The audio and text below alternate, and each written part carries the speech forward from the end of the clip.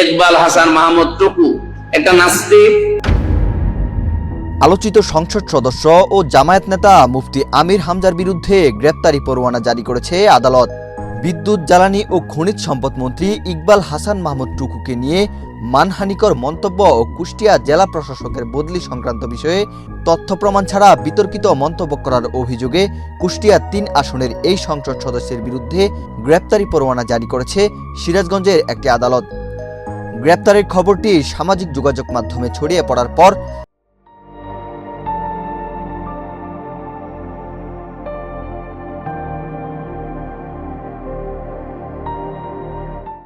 মিশ্র প্রতিক্রিয়া সৃষ্টি হয়েছে রাজনৈতিক মহলে। আপনি যদি বলেন উনি জামাত ইসলামী বিদ্বেষী, সরমনাইজিরের বিদ্বেষী, না, উনি ইসলাম বিদ্বেষী। আমির হামজার বিরুদ্ধে প্রায় সময় নানা রকম ভিত্তিহীন বক্তব্য দিয়ে আলোচনায় আসার অভিযোগ রয়েছে।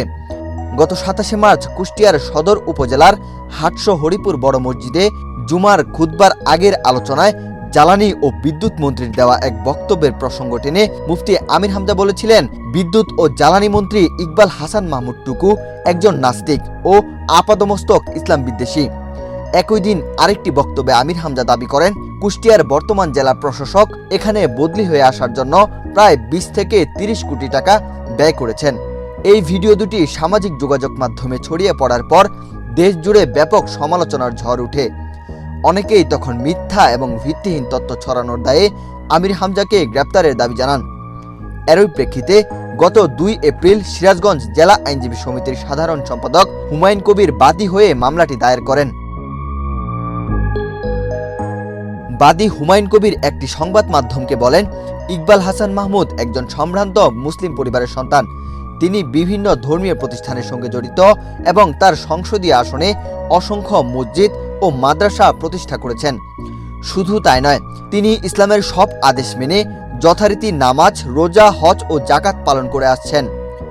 আমির হামজার এমন মিথ্যা ও বিভ্রান্তিকর তথ্যে মন্ত্রীর মানহানি হয়েছে বলে দণ্ডবিধির ২৯৬, ৫০০ ও ৫০৪ ধারার মানহানির মামলা করেছেন হুমায়ুন কবির।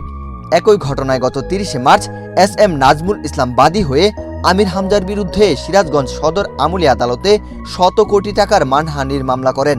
আদালতের বিচারক সুমন কর্মকার মামলাটি আমলে নিয়ে সমন জারির নির্দেশ দিয়েছিলেন, কিন্তু তিনি নির্ধারিত তারিখে উপস্থিত না হওয়ায় তার বিরুদ্ধে গ্রেপ্তারি পরোয়ানা জারির নির্দেশ দেন বলে জানা গেছে।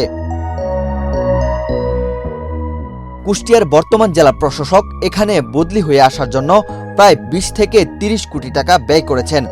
এমন মন্তব্যে তার বিরুদ্ধে আরেকটি মামলা হয়। এই মন্তব্যের পরিপ্রেক্ষিতে গত ১৩ এপ্রিল আমির হামজাকে একটি লিগ্যাল নোটিশ পাঠানো হয়। সেখানে বলা হয়েছিল, এমন ভিত্তিহীন বক্তব্য সরকারের ভাবমূর্তি ক্ষুণ্ণ করেছে।